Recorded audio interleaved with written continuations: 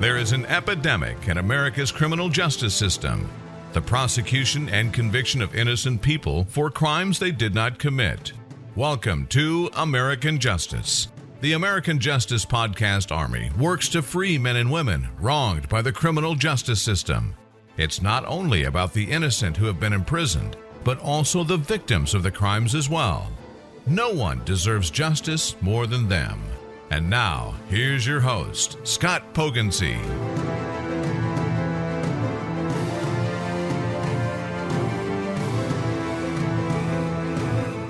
Hey everyone, welcome back to the American Justice Podcast, Season 2, Episode 10. Wow. I know, right? It just seems like yesterday that we were at Season 2, Episode 9. No.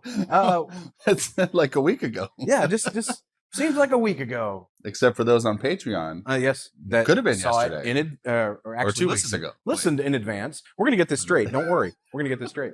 So we are coming to you live from the studio in Las Colinas, which in Spanish stands for of the colon. Thought it stood for the Colinas. It might be the Colinas. The Colonic. Las Colinas is a suburb of Dallas, and it stands for the Colonic. The Colonic, okay. Actually, if you could look around and see this place, it's flat and dull and boring, and it. So we're deep in the bowels of Dallas? We're deep in the bowels of Dallas, Texas. Yes. The Cowboys practice not too far from here, and that makes sense. That's right. Sorry, I'm a hockey fan. Go Stars. Yeah, I completely forgot. Cowboys. I completely forgot we were going to do this today. I would have dressed a little nicer if I'd remembered we were going to do this today. Well, you know, I just like to spring things on you. I have on my my Quiznos Sponge Monkey shirt. What is it? They we love the Suns. We love the Suns. Oh God, they got a pepper bar. Yeah, them fuckers. Yeah. Wait, are we sponsored by Quiz? Oh no, we are not. Quiznos did not give us any money to talk about these things. As a matter of fact, I think there's only a handful left up in the whole country. Oh, there's some left. I thought they were all dead. Left. I think there's a couple here in Dallas. Oh, okay. I haven't eaten there in a while ever. I've never eaten there. You've never, but you have the shirt. I just liked the Sponge Monkeys. I remember them from like 20 years ago, and I'm like, those are so creepy. They're cool. It and was now pretty I scary. wear one. Yeah. So yeah, that's totally cool. They're scary. They are scary. So Vincent Cosey, man, what a season! Vincent Cosey season, man. This is crazy. First of all, Racine County, Wisconsin. I've actually been there. I've been in Racine County, Wisconsin before. Did you blink and then miss it? You know, it's what, Milwaukee, correct? Is Racine like just outside of Milwaukee? It's a suburb.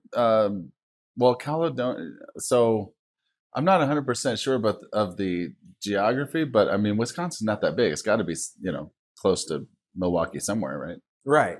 I mean, as opposed to Texas, where it's like El Paso and Dallas are a freaking 2-day drive apart. Oh, I know. I get that. I get that all the time in the art industry. We have clients from out of state. They'll be like, "Hey, we need this picked up in Dallas and from a museum and taken to a gallery in El Paso. Can you guys get that done this afternoon?" I'm like, have you looked at a map lately? Do you even understand how incredibly huge Texas is? It's like from Dallas to El Paso is damn near the same as it is El Paso to Los Angeles. Texas, it is, because when I first moved to Dallas, we moved from San Diego, and we used to make that drive often back to San Diego. And I remember once we hit El Paso and got into New Mexico, that it was like halfway through the trip. You're like, okay, we're on the downside of the trip now. Yeah, it's El Paso is the downside of the trip. Congratulations, you still have 9 hours to drive. Right, at least, yeah. But the way my mom drove, you gotta love this. It could be worse. It could be of the colon. It could be Las Colinas. Yeah, you don't want to be of the colon. Don't we have another office in like downtown Dallas? We do. But it's right there next to where the Stars and the Mavericks play, and it's kind of inconvenient, right? Unless you have tickets, send us tickets. Yes, then we will. Yeah, so buy us tickets. We'll meet them there at our office, and then we'll go into to watch the game. Yes, and we will do the podcast from the game. Ooh, that would be interesting. Yes. We could do it. I think it'd be great. I don't think we could do it with I don't think anybody would be able to hear us. No, probably not. Although during the Stars game, it'd be pretty quiet. It's quiet for the most part. Until the other team scores. Yeah, until the other team scores, right? Ew, yeah. How about that playoff run last year? Yeah. Just a little short. Anyways, Yeah, all right. anyway. So but Vincent Cosey. Vincent Cosey. Incredibly crazy case. If you've been listening and watching us for a while, then you're aware of the season 1 Brandon Woodruff case, which is just insane. I'm sure Scott will have all kinds of information sometime before this episode is over to bring you up to speed with some things that are going on with that case. He'll say as much as he can. That's true. But season 2, Vincent Cosey. And there's a lot of parallels. There are a lot of parallels. Whereas Brandon's case, I believe, was fueled by homophobia. I personally believe that this case was fueled by racism. And, it just so happens that we got into this case in the time that we're living in right now, when it's always been a hot topic, but now it's an in-your-face, divisive topic where you have white supremacist groups that are storming the capital of our country. You have marches going on everywhere. You have fighting. It's come to a head finally, and it's gonna get uglier before it gets better. And I think it's just irony that we dug into this particular case for this season. Right.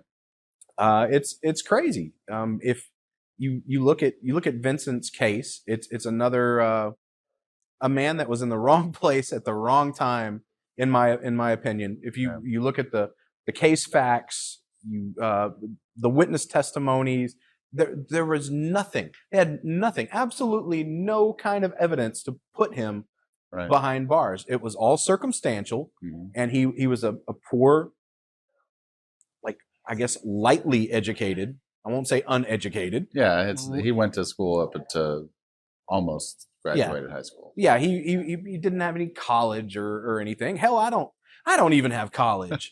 I'm not a college graduate. Uneducated. No. I am an uneducated bastard. No, I think also that part of this season, a part of his case, it's not necessarily an overt racism, like, oh well, I think that it couldn't have been a white guy, it had to be a black guy. But I think that it was the apathy because of his race. Like they didn't, they're like, okay, so another black guy's going to jail. Who cares, right? It's like, we're not going to do this bang up stellar job for this guy because he's not a rich white guy. Right. And there was also the racial statistics of Racine County. Right. Off the top of my head, 2%, 2% African American. Yeah. In the year, this was 2006. 2006. This all took place 15 years ago. So 2006, 2% African American in a county. Right. It's unheard of. Right. And we established well that all the police knew who he was. They knew who the family was. They know that these guys. He came from a very big family. His last name was well known among everyone in law enforcement there, because let's face it, let's be honest. We're here to be honest. So let's be honest. Not everybody in his family was a Boy Scout. Right. The police knew everyone in the family. All the witnesses that came up and testified both on his behalf and against him, all had criminal histories. Right. I sat in courtrooms day after day for years, and I have never, ever come across anything like this before. Yeah. And it's also another one of those cases where, it was the convenient suspect. He was the last person to be known to be seen with Stephanie. Felicia Jones just happens to throw out not even his name, because she didn't really know his name. If you remember, he was like, they had to show her a lineup on a piece of paper that had his name on it. Probable cause was that he had been known to be dating Stephanie Goins. Right. Which, come to find out, there are several people that had been known to be dating Stephanie Goins. Right. So, okay, that shouldn't be probable cause for an arrest warrant right there. Right. And someone who had only heard this man's voice a handful of times in their life claims to maybe have heard his voice on the telephone when they were talking to Stephanie Goins. Right. That's not probable cause. Mm-mm. It's circumstantial, and no one had the money to fight it. And the I guess the public defenders, I mean, possibly didn't have the experience, the resources, the education, the resources. Yeah. I mean, it's just like, you think about it when you're going under the knife at a hospital. You don't know if that surgeon made a 98 in med school or if he made a 71. Right. I mean, they could have been a couple of really crappy public defenders. Right. And, the thing about Vincent's case is that it just goes to show how sometimes lazy investigators can be, and prosecutors and judges. And, some lady shows up and says, well, Vincent Cosey was supposed to be with Stephanie Goins tonight, Right. And so they're automatically thinking, okay, well, that's got to be him then. Well, what they don't take into account, number one, is the bias that Felicia may have. Right. She was good friends with Stephanie, so she automatically wants to see someone pay for this. And the person that she knows that was supposed to be out that night was Vincent. She doesn't take into account anyone else that might have been out with her that night. Vincent may have dropped her off, as he says he did, and went his own way. So she's saying, okay, well, somebody's got to pay for this murder. Somebody's got to pay for killing my friend. And if I have to sit there and say it was Vincent because we don't have any other suspects, then I'm going to sit there and say it was Vincent. I mean, it could have been a lot of different things, and we're talking about the year 2006 in small town. It could have been a scorned lover case for all we know. Right. Stephanie and Felicia could have had a thing, and she was pissed off that Stephanie was jacking around with Vincent. Yeah. So for all we know, Felicia killed her and pointed at Vincent. Yeah. It could have. It doesn't seem like, most of the time I think, and this happened again in Brandon's case, when someone comes forward with information, a lot of times investigators, they just automatically assume, oh, this person's giving us information. They're helping us solve this crime.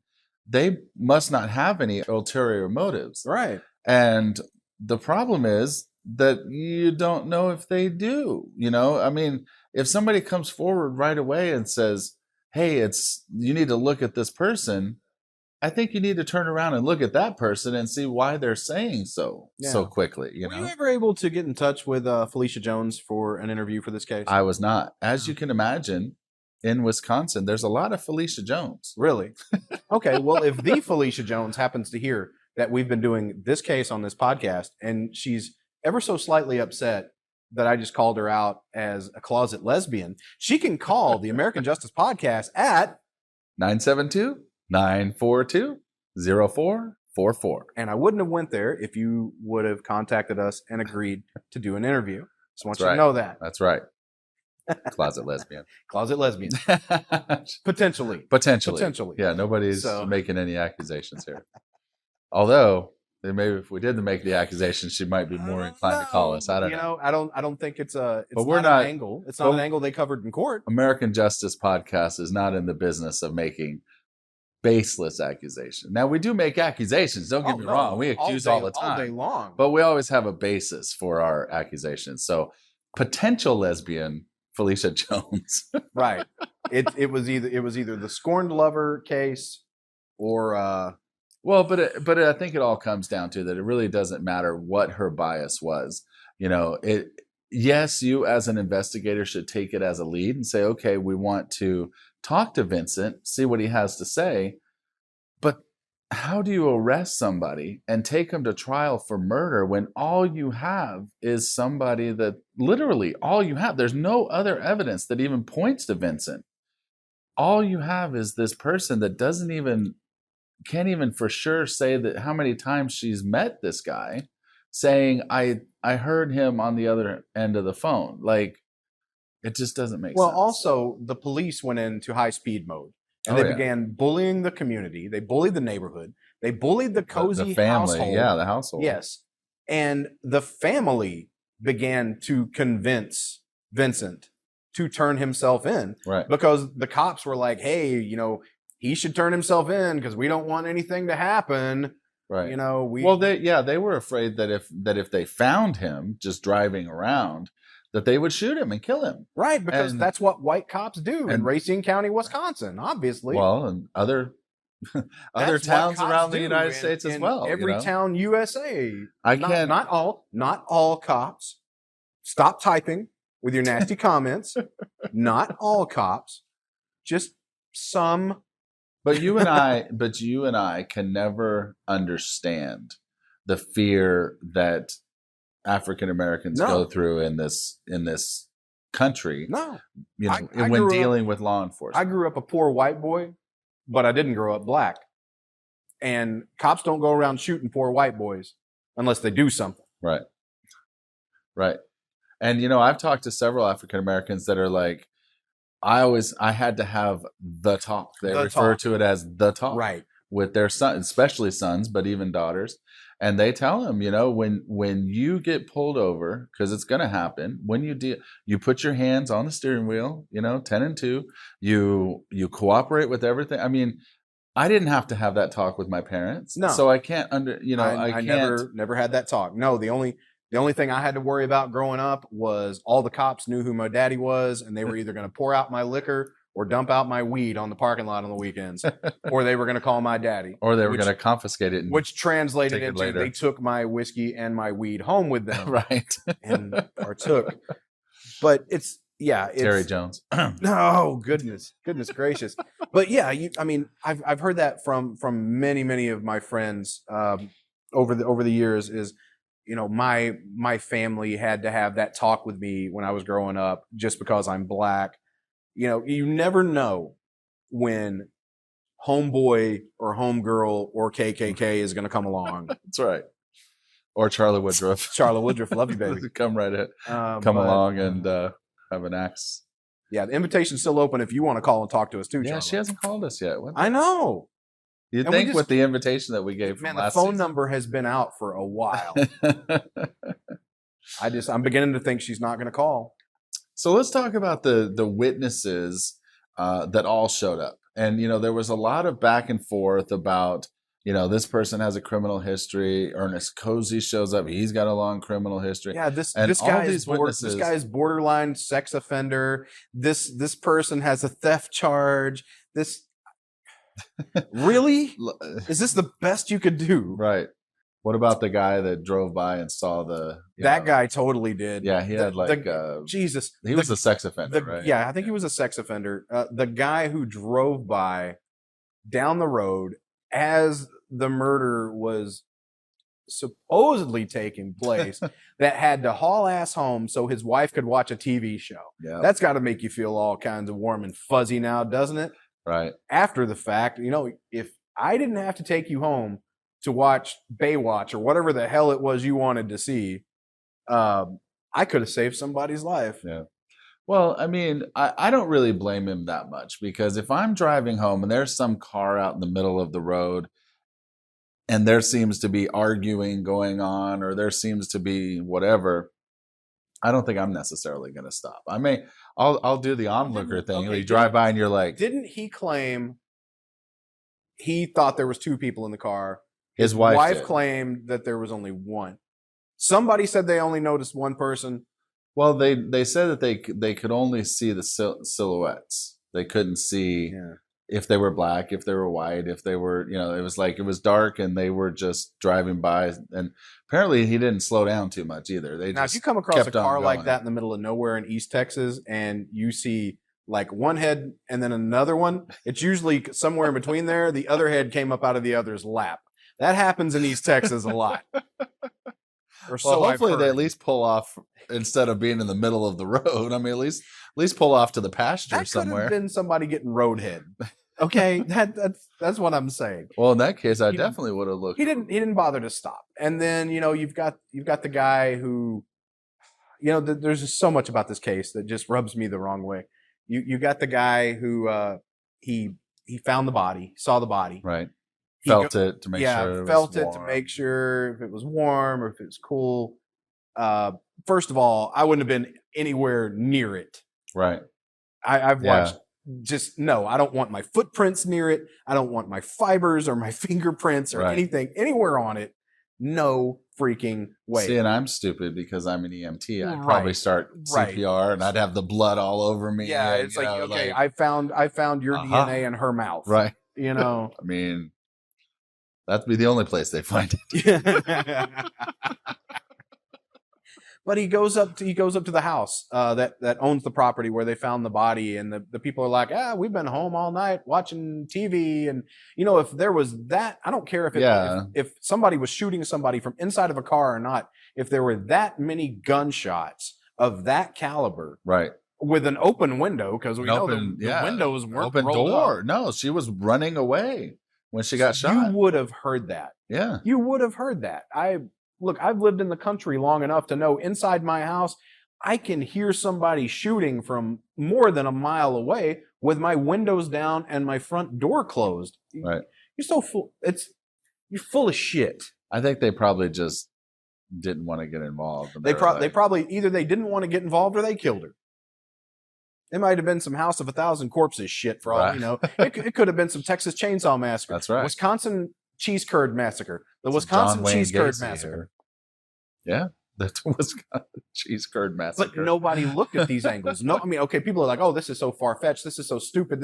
Well, these are possibilities. These are possibilities because nothing else was ruled out. They went straight to Vincent, said, you obviously did it. Vincent didn't have the sense to fight it or the means to fight it. Right. He just accepted it, and here he sits in the penitentiary for the rest of his life. And he just relied on the criminal justice system to. So everything I'm spitting out, no matter how far-fetched, are potential scenarios. Right. We don't know. And Scott, you have something for us, or not for us. You've heard it. I've never heard it. They've never heard it. But more importantly, screw me, we have something for them. For them, yes. So as everybody knows, we've had Nick from the True Crime Garage that has graciously commented and actually brought this case to us. I feel so special. Those guys, they got a lot of listeners. They got a lot of followers. And I've spent a lot of time talking to Nick just through text message and off the air and the interview that we did, and he's super, super nice guy. You know who I spent a lot of time talking to lately? Who? Noah Hathaway from The Neverending Story. Oh, yeah. I remember you posted that picture of you guys met, so you exchanged information. Atreyu from The Neverending Story. Yeah. The dude's a trip. Yeah. I don't know if we're going to be able to work together like he wants to work together, but the dude is a trip. Just know that Atreyu from The Neverending Story grew up to be a trip. Anyway, tell us about Nick with True Crime Garage. Well, Nick, I mean, like I said, he's a super nice guy. He was very gracious in doing this interview with me that we've been hearing from him throughout the season. But no, Nick was a super nice guy, was really gracious in lending his knowledge to the case. And so I wanted to listen to a couple clips that, from that interview. We can listen to it. This will be the first time that you're hearing it. Right. And then we can kind of comment on it afterwards, and then people can, take it for what it is. But I think that some of these clips, some of the conversation I had with Nick was just so super interesting. So, all right, here's the first one. At trial, there were 18 witnesses that went on the stand, if my memory serves me correct. Yep. Now, Scott, you reviewed the trial transcripts. I don't know the answer to this, so I'm going to ask you the question for everybody out there in listener land. Out of those 18 witnesses, was there any of them that could say 100% proof positive that they even saw the accused with the victim that night around the time of the murder? Absolutely not. There was no, well, Vincent does admit that he was with Stephanie up until about 5:30, and they went to dinner and he dropped her off and she left, and that was it. That was the last time that he saw her that night. But yes, between that time and the time that she was ultimately killed, because remember when they found her body at 9 o'clock, right around 9 o'clock at night, it was still warm. And this is, January in Wisconsin. So if it had been there any amount of time, it would have definitely been cold, at least to the touch, even if the core body temperature wasn't completely cold. But the person that found her testified that when he went over to her and touched her, that she was still warm. So she was very recently dumped there at that spot in front of those people's house. But nobody saw him the answer to your question is no, nobody saw him that night. But he did admit that he was with her until about 5:30, dropped her off, and then she went and did whatever she did.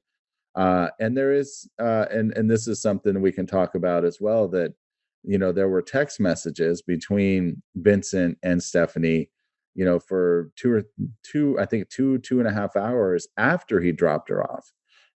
All of the phone evidence is pointing to the exact story that Vincent is telling.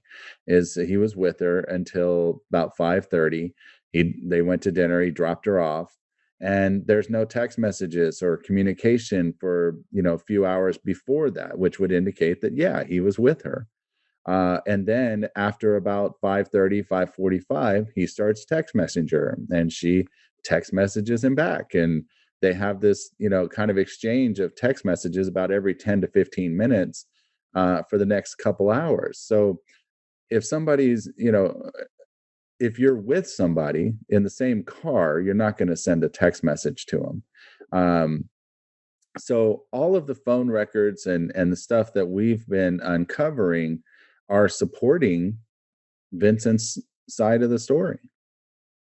Well, and the other thing that's interesting too, when we're talking about, was he even with her at that time? We say, we have witnesses that say, oh, I saw a vehicle and I could tell there were two people in there, but I couldn't, because it was dark out, I couldn't tell their gender, their race, or identity. I couldn't tell who was in that vehicle, but I saw two people.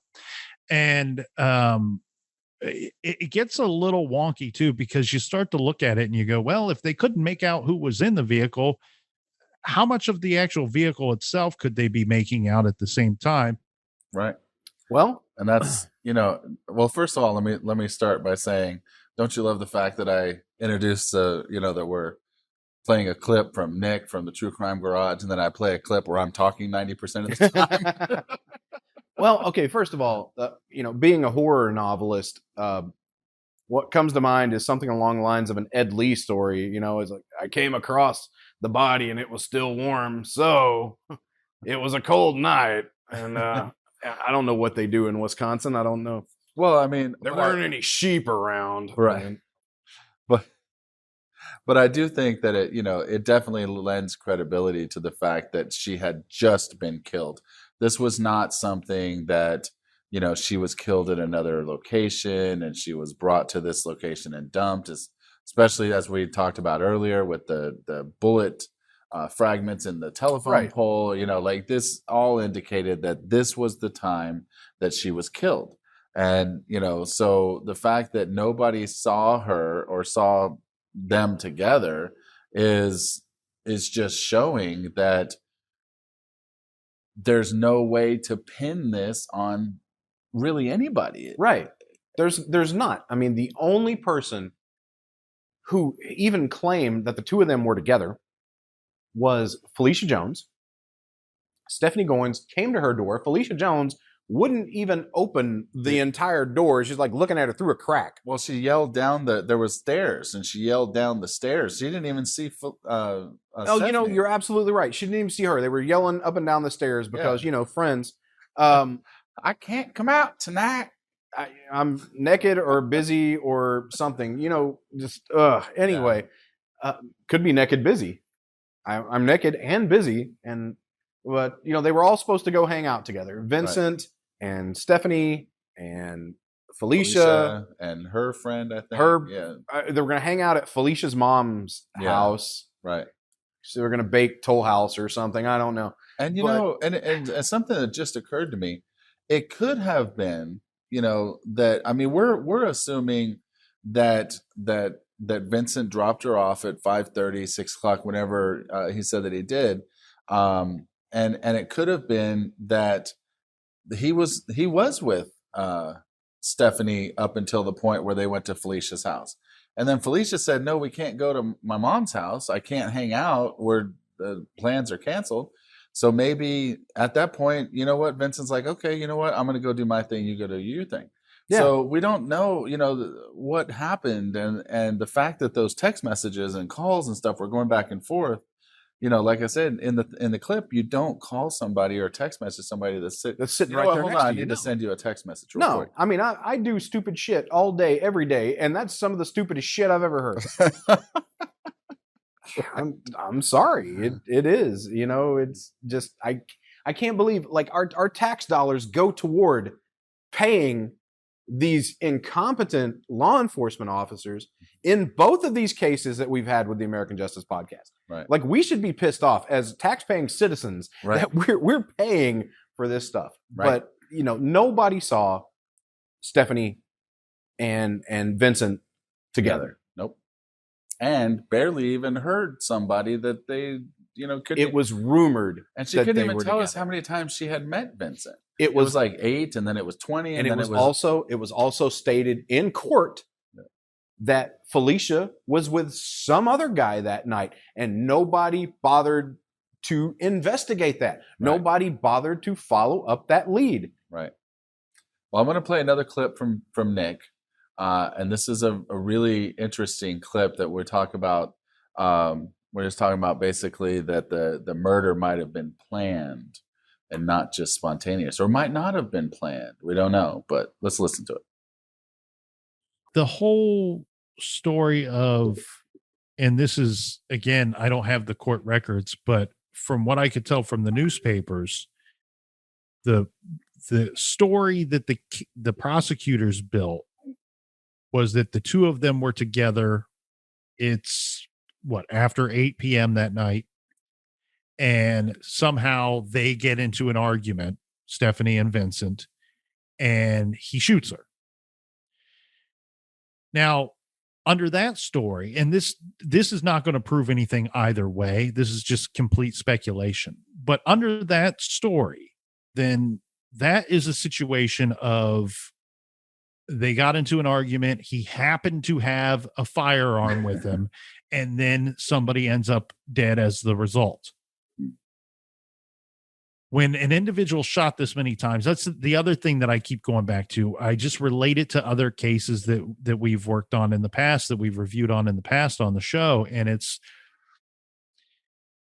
I don't know that I see a situation here where that was the case. I reviewed her injuries in the shots and so forth and so on, and how kind of the lay of the land. And I hate to really say this anywhere, because I know that there are going to be probably family and friends of Stephanie's listening, but in review of this, it almost looks to me a little more thought out than an argument broke out and this was the result. It looks a little more to me like somebody brought a gun with them with the thought that they probably would be using it that night. Absolutely. And that's and there's ballistic evidence. There was a bullet that was found in the telephone pole right by where she was found. And so, and there's nothing, the eyewitness that saw somebody there that night saw two figures, so that shows that she was alive. If you killed her somewhere else and you brought her to this nondescript busy road to dump her body off, you're going to carry her in the trunk or at least the back seat. You're not going to prop her up in the passenger side as a mannequin or something. So that all indicates that she was alive until, she was shot here at this location. And for someone to not have, for the police not to have any ballistic or forensic evidence that ties Vincent to that crime scene, it defies imagination that he was actually there. His car didn't have any kind of broken glass, it didn't have any bullet fragments, it didn't have any blood spatter. They searched that whole car, and there's nothing that shows that there was any kind of shots fired. Not to mention, he was up that whole night. He didn't go to sleep at all. And, if you don't go to sleep, you're not going to usually change your clothes. And so they didn't do a gunshot residue test on his hand. They didn't test his clothes for blood, or actually, I think they did test his clothes for blood and didn't find anything. So it just, there's nothing that points to, this person's definitely guilty. If you believe the ear witness, then that's really the only thing that the state has to try to tie him to this crime scene at all. That was a big point. Why would they not do, this guy supposedly just shot somebody the night before. Why would you not do a gunshot residue test on his hand? There's also something else. You also have somebody else who just happened upon the scene because they swear that they heard people in town talking about it. This guy, he also has a criminal history, a violent criminal history at that. He knew the victim, and he was very, very close to the suspect, and that's Ernest Cosey, Vincent's brother. Right. Like, they bench warranted him out of the penitentiary. He was in the penitentiary for a violent crime. Bench warranted him out of the penitentiary to come and testify. If memory serves, I don't believe it was to testify on his behalf. It was to testify for the prosecution. Yeah. And then when he got there, he started being disrespectful. He started cursing in court. He started acting an ass, not cooperating. Right. I mean, we know this guy. He has a violent history. He knew the victim. He knew the suspect. He was in the vicinity of the murder. Not once did they ever bother looking at him. Right. And who's to, since there was no investigation into that done, who's to know what their relationship was? Maybe they got together that night and he kind of tried to make some advances forcefully, and she said no. Hey, and you know what? There was a lot of different guys. Now this is the words that came out of Felicia Jones's. Damn, Felicia. These are the words that came out. How were you waiting on that? Yeah, how long have you been waiting? I was wondering. That? These are the words that came out of Felicia Jones's mouth in court. There were several guys that Stephanie Goins was with. Right. And in the words of the Beach Boys, round, round, get around, she get around.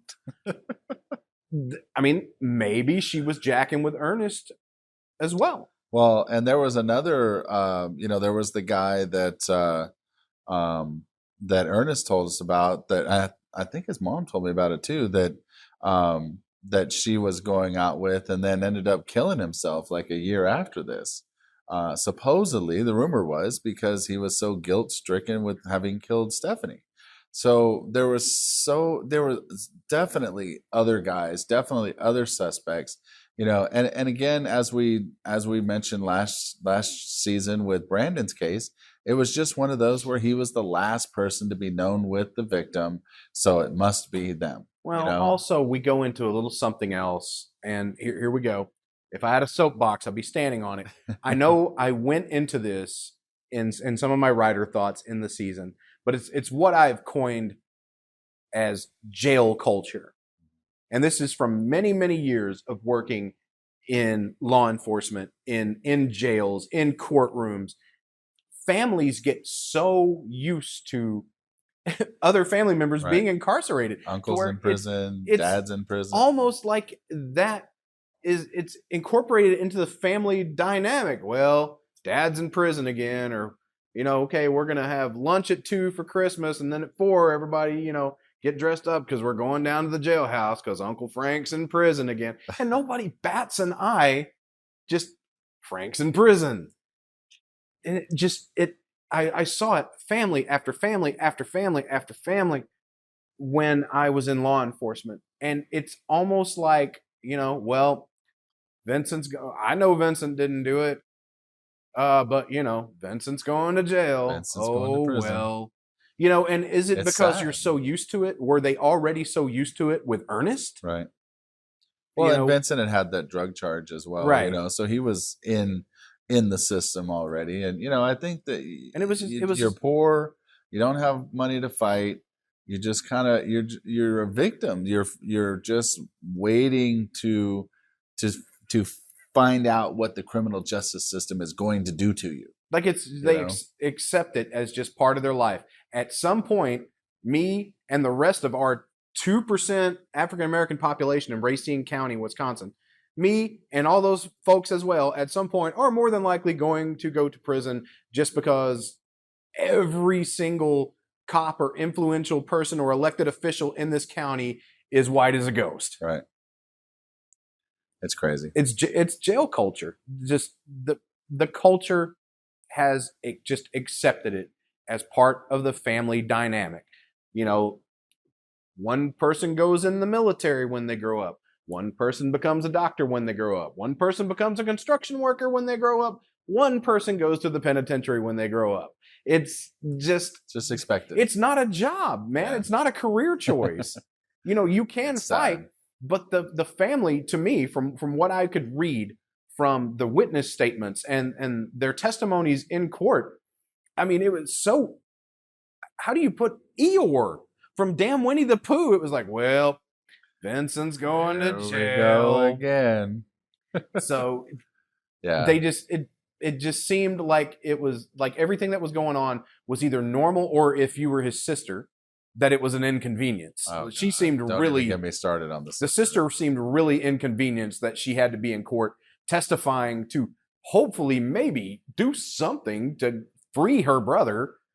Yeah. Just Vincent never had a chance. What about one? Let's talk about one last thing before we wrap it up. What about the fact that the investigators did not record a goddamn word? Not a bit. In this whole investigation. In the year and it became a he said, she said. 2006. There were video cameras we had cell phones. They weren't as advanced now. But I can guarantee you every law enforcement, they had tape recorders. They had video cameras all at their disposal, and they just chose not to go and record anybody's statement. They came back a day or so after the fact and had them write statements down, but they claimed that the statements they got in writing were not the statements that were made vocally. Right, the day before. Well, you can't do anything about that because they didn't bother to record it on either a video camera or on a voice recorder. Right. And they're not that, even back in 2006, they were like this big and like this big, right? You just stuck them in your pocket. Yeah, like you stuck them in your pocket. But, it's just, but yeah, I just that, and then, it wouldn't be a big deal, obviously, if there wasn't, oh, well, mom told me that she said, mom told me this, and then mom said, I never said that. Right. If that wasn't the case, then it wouldn't have been a big deal if the story would have stayed consistent. But I think that, just like in Brandon's case, they realized that they didn't have anything and they had to start kind of molding the evidence. And the only way that you can really do it, at least, in this case, is you kind of start bending. Well, they told me this and they told me that. And, with both of these cases and both of these suspects, they found the one person involved that had so much circumstantial evidence. They picked those persons, they incarcerated those persons, and then they built the case around those persons. Right. It's not like the case led to those people. Right. It's they went from the inside out. It's almost like they tried in reverse. Right. So that's my opinion. It was all a bunch of circumstantial evidence. There was no way to prove that Brandon Woodruff killed his parents. There was no way to prove that Vincent Cosey killed Stephanie Goins, but there was also no way to disprove it. How do you prove a So negative? Yeah. you go to jail, and then while you're sitting in there rotting, we'll create the pathway that leads to you as a suspect. Yeah. That's the whole proving a negative thing. When we were coming up here today, Chad told me he was gay. Prove you didn't tell me that. You know what I mean? Like, there's no. I totally told you that. Well, yeah, I mean, you know. Oh, I thought that was confidence. All right. But anyways, all right. Let's wrap it up. I think that you know. Why don't we? Oh, go ahead. Well, I was just going to say one final thing is everybody involved, law enforcement wise, in both of these cases, they may be horrible cops, but they're hella storytellers. Right. Like, they're in the wrong business. They need to be fiction writers. They do. And I can lead them in that direction. Tell them how to get started. I mean, this is so, and we're going to, so maybe now, you know, let's put a wrap on season 2, and let's talk about how we're gonna go forward. This is kind of a major announcement. Like, we're changing the way that the American Justice Podcast operates. It is. What are we going to do? Well, this is like here in the very near future. You and I both are going to have a lot of extra time on our hands to be able to bring these fine people an episode a week. Not just an episode a week, a case per week. One case per week. Now, granted, season 1 was that was a passion project, right? And as you'll hear more about the continuing saga of the Brandon Woodruff case here in just a second. Vincent, that was something that was handed over to us. Right. And now we're going to try and give you a case per week. Well, and the original kind of thought behind the American Justice Podcast is that we were going to find people that were in prison that we could research, investigate, and fight for. And what we've realized is that, you know, unless you're a full-time investigator, a cold case detective, or, you know, somebody that's your only job is to investigate these cases, it's very difficult to get to the bottom of it on just kind of a podcast level. So what we've decided to do is we are going to now talk about cases where people were wrongfully convicted and have now been exonerated. Right. And there's more than enough to choose from. Just in Texas alone could take us over the next. But also in the off season, and I would like to throw some props in the direction of this man. In the off season, Mr. Scott Pogensy here has now become Investigator Pogensy. He is now an officially licensed private investigator. I almost said paranormal investigator. Oh, God, no. Private investigator. Yes. I'm the ghost hunter. He's the bounty hunter. Right. Yeah, no, that was, and it was all for our American Justice Podcast. That's right. Because nobody wants to do that for fun. Right. He's doing it for you. That's right. Because I wanted to investigate these cases. I really wanted to get to the bottom of them. And I can still use those skills and those access to kind of research some of these cases. But yeah, it's kind of interesting. And I've noticed actually since I've gotten my license, and I've had a few people come to me and say, hey, can you help me find this person? Or, hey, can you help me with, this person is, we're trying to track them down because, we think that they committed a crime or whatever. You know, I've noticed that it's becoming very interesting work. So I may start doing a little more of that on the side and kind of taking on some other cases. But, you know, as far as the American Justice Podcast, you know, we're getting to the point where we just want to highlight the fact that these wrongful convictions happen. And that's one of the biggest things that it takes to change the mindset of citizens. Because if you ask the normal person, you know, are most of the people or all the people that are convicted guilty? Most of them will say yes. They don't realize how often it happens that a wrongful conviction, you know, that there's a wrongful conviction that happens. So So we want to highlight these cases. We want to talk about these cases, what happened, what went wrong, what got them convicted, what ultimately exonerated them. And we just want to bring attention in the community to these cases. And we might talk about some, serial killers and stuff like that. But this is the main. Damn you, Frosted Flakes. Sorry.